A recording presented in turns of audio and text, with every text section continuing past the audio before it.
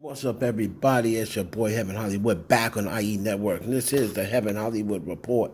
And let's get to it. Shout out to my sponsor, in case you didn't know, that's icydk.blog. Make sure you check them out on all mobile devices and the World Wide Web. Before we get going, please make sure you like, comment, subscribe, and hit that notification bell so you don't miss one video. Let's go.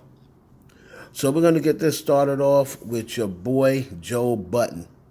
Now, Joe Budden said some controversial things this year amidst of the trial, the Tory Lanez assault trial on Megan Thee Stallion, allegedly.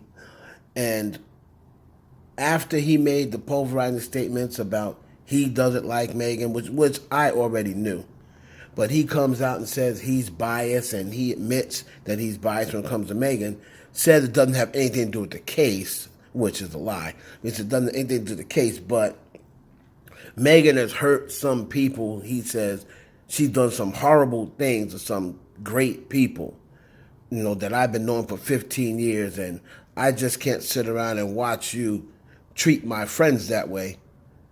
And he just said, one thing for sure is I'm tired of these N-words, and I don't like that girl. Right? So he was getting dragged everywhere by women mostly.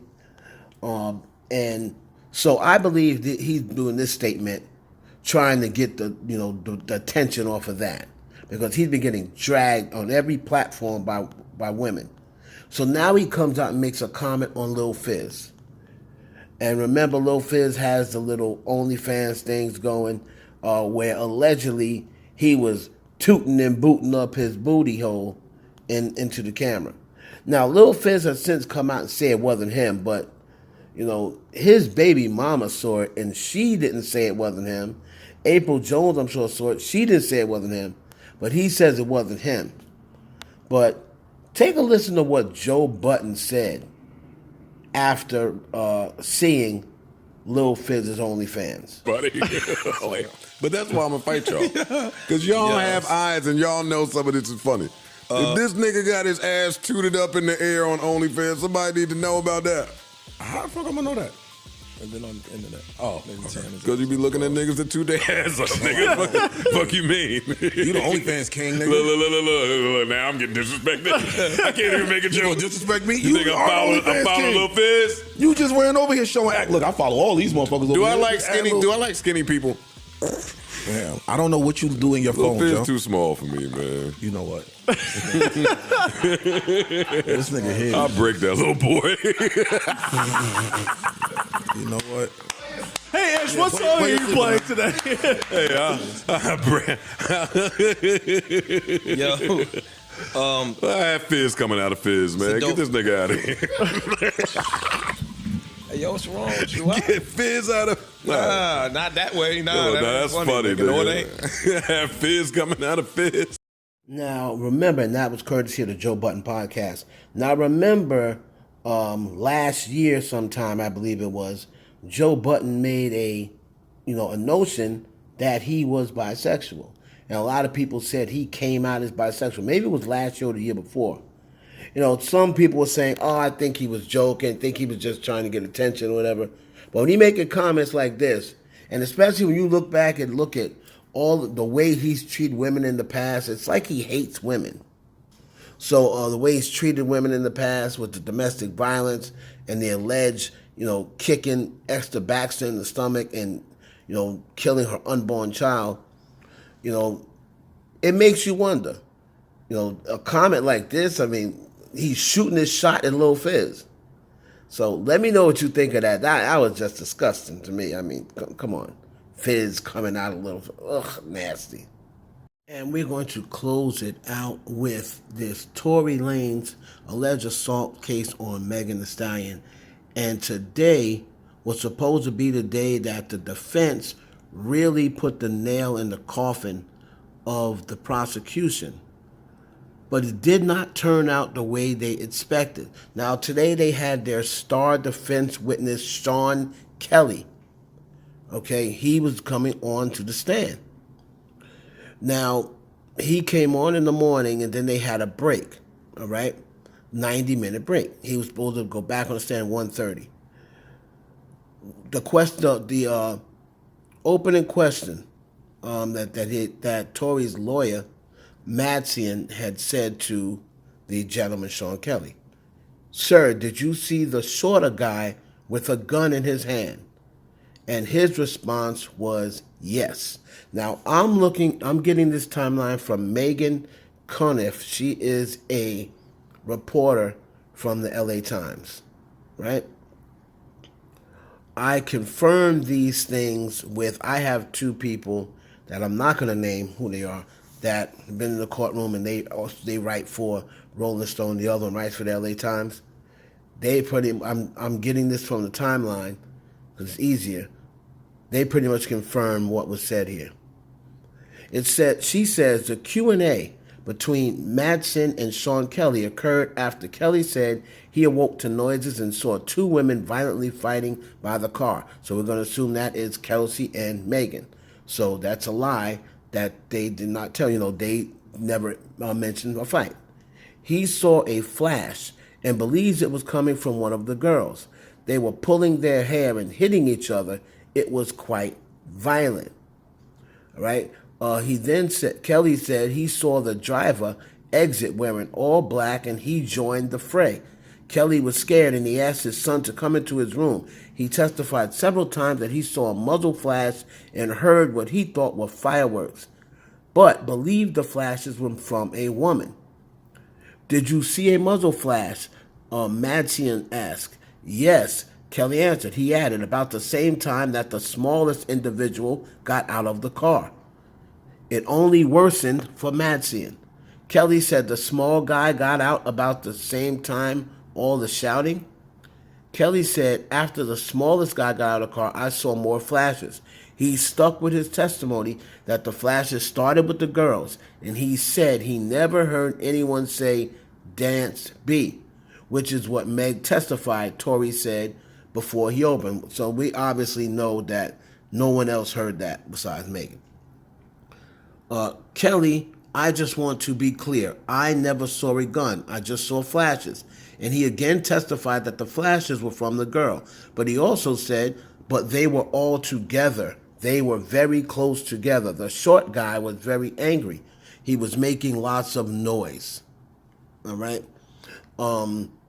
Madsen, which is Tory's lawyer, then kept asking Kelly about him previously telling a defense investigator he saw Tory try to take the gun. But Kelly testified today that the short guy he saw stepped out of the car and he joined the fray. All right? So the defense, this is the star defense witness, and he is not saying what they wanted him to say. Right? The prosecution then comes on, and they asked him. They asked him, "Did your 911 call to the police never mention any gunshots? The only thing you mentioned was now this, it gets crazier. This is when it gets crazier. Okay, so let me go and tell you what else this dude says. He said that after Tory, after the shorter gentleman got out of the car, all right, he said that he saw him extend his arm and he was firing shots everywhere. Now, they asked him about how many shots. He said 4 to 5. They were fighting. They were all pulling each other, Kelly said. Madsen asked if he saw the shorter guy taking the gun from one of the women. "I never saw that," Kelly said. And Madsen started to get frustrated. He's saying, "That's what you told us before." And he said, "I never saw that." Kelly said the shorter guy was very angry and was shouting. He said the flashes came from him, but cautioned, "I never saw a gun." Then in exchange that made everyone laugh, Madsen pressed Kelly about Tory trying to take the gun, and Kelly said, "It's not like he said, 'Excuse me, can I have the gun? It's my turn.'" Everybody laughed, and the judge had an amused look on his face as he waited for us to finish. Still, after all this, Kelly repeatedly testified that he believes a woman fired the first shot. I believe I saw the first girl shoot, but he didn't know she had a gun at the time. I believe there was fireworks, but they kept fighting after that shot. He did not see the woman crawl across the street until after the shorter gentleman fired 4 or 5 shots. He said, I said they were both shooting, Kelly said. Madsen asked, who was the first shooter? The girl, Kelly said, but they were all fighting. The shorter guy was pushing and fighting both girls. Everyone was fighting, even the driver. That's when Madsen asked Kelly, sir, did you see the shorter guy with a gun in his hand? And Kelly answered, yes. Then everyone started beating one girl. Whoa, whoa, whoa, whoa. Everyone started beating one girl. This is what the defense star witness is saying. Kelly said, to me, it appeared that they were going to throw her in the river. She was kicking, and they were all beating on her. It appeared to me when I was on the phone that they were trying to kill her, Kelly said. He said he heard the driver say the police are coming, and they put the woman in the Escalade and left. Then came the cross, all about the direct by Tory's lawyer. That was all that above. All I just mentioned was Tory's lawyer. The DA, Alexander Bott, began like this. So DA Bott said about his 911 call. He didn't report a woman shooting. He reported a group beating on a woman. Kelly said the shorter guy was very agitated and had his arms outstretched. He was firing everywhere. How many shots did you see the short guy shoot? Bott asked. 4 or 5, Kelly asked. Bott then played a home surveillance audio of the gunshots. Kelly testified about the shorter guy. He was like, I said shooting.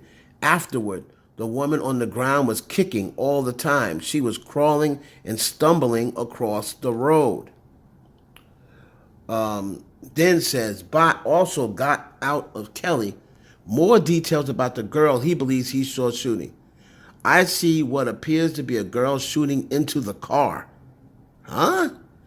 Then when the shorter guy was with the girl on the ground, he was yelling just a torrent of abuse. Bott asked Kelly what exactly the short guy was saying, telling the witness there's no censorship in the courtroom. Kelly, a white man, what sounds like a British accent, answered it was all N-words and F this, F that. And this was directed at the victim? Boss asked. All of them. He was going crazy. He was really agitated, Kelly answered. Kelly said the same thing about Tory in Recross.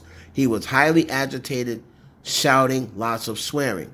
Still, Kelly testified again. I believe the girl fired the first shot. Bott asked him, did that seem odd to you that the defense investigator started recording after he already made several statements? Kelly answered, this whole thing seemed odd to me. So, this whole thing seemed odd to me. Another thing about Kelly, he said his concern that night was his son, not the people outside, and this was traumatic. Some of what he said jurors may not know isn't true. The inside of the Escalade was not shot up, but his testimony became a real wild card for the defense. The defense tried to state that he was a hostile witness, and the judge denied that. And he said, that's your star witness. How can you call him a hostile witness? Then James Quealy also reported, he said, Kelly also went into a bizarre narrative, lining up with no other testimony, where he said he saw 3 people beating up a 4th woman, and he thought they were going to kill her. Wow. Explosive testimony. Don't really know what to make of it. You guys tell me what you make of it. But he did put the gun in Tory Lane's hands. He did say he saw a flash muzzle that seemingly came from the girl at first. But just a side note, I did speak to my people, and then they said, let's just say that is true. Let's say Kelsey shot the first shot, and then Tory shot 5 shots after that. He's still placed with a gun in his hand. So it's really up to the jury to decide which one of those shots hit Megan. The witness said he saw the muzzle shot from the girl. They were still fighting. So, they were still fighting at that point. But it wasn't until the 4 to 5 shots rang out that he saw her fall to the ground, crawl, and then she was bent over in a fetal position as she was getting beat by all 3 people. Oh, boy. We're going to have to see where this goes, man. This is a crazy turn of events. Let me know down in the comments what you think.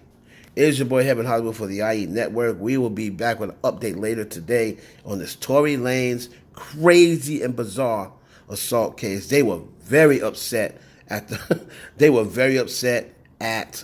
this witness because that is not what he said before. Now he probably knows how the prosecution feels about Kelsey changing her story.